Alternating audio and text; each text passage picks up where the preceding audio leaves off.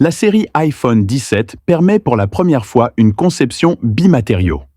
Il est à noter que la série iPhone 17, dont la sortie est prévue à l'automne prochain, bénéficiera d'une mise à niveau complète en termes de conception et de matériaux, couvrant l'ensemble de la chaîne de production.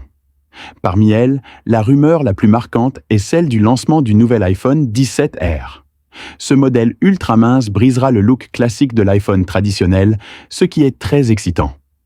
Cependant, ce n'est pas seulement le modèle R qui a suscité la discussion, les changements dans l'ensemble de la série sont très intéressants.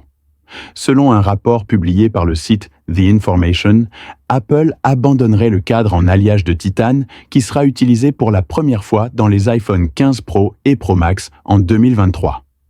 Bien que l'alliage de titane soit très apprécié pour son excellente durabilité et sa légèreté, toute la série d'iPhone 17, y compris l'édition standard, l'édition Pro et l'édition Pro Max, utiliserait apparemment un cadre en alliage d'aluminium pour remplacer le nouveau design hybride de la coque arrière. Selon des sources, les coques arrière des iPhone 17 Pro et Pro Max seront en aluminium et en verre. Le dessus est un module de caméra rectangulaire en aluminium plus grand, remplaçant la conception traditionnelle en verre 3D, tandis que le bas conserve le matériau en verre pour prendre en charge le chargement sans fil. Cette conception impliquant l'introduction de matériaux métalliques dans le module de caméra apporte non seulement de nouveaux effets visuels, mais peut également avoir un certain impact sur les performances.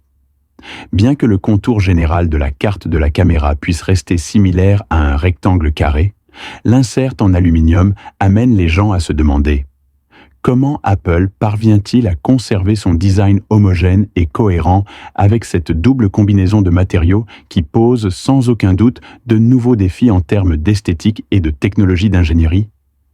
Apple a utilisé une conception de panneau inférieur mixte en aluminium et en plastique dans la première génération d'Afang en 2007. Cependant, les normes en matière de design industriel ont considérablement augmenté au cours des 17 dernières années.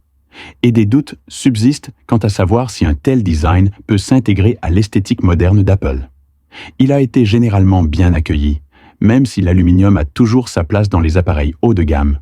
Son luxe n'est peut-être pas comparable à celui de l'alliage de titane, ce qui a également suscité de vives discussions parmi de nombreux utilisateurs. La couverture arrière physique n'est pas encore connue. Mais ce qui est sûr, c'est que la série iPhone 17 est en passe de devenir une tentative audacieuse dans l'évolution des modèles phares d'Apple. Quelles sont vos attentes pour la prochaine série iPhone 17? Bienvenue pour partager vos opinions dans la zone de commentaires. Rendez-vous dans la prochaine vidéo. Merci d'avoir regardé avec votre page iPhone.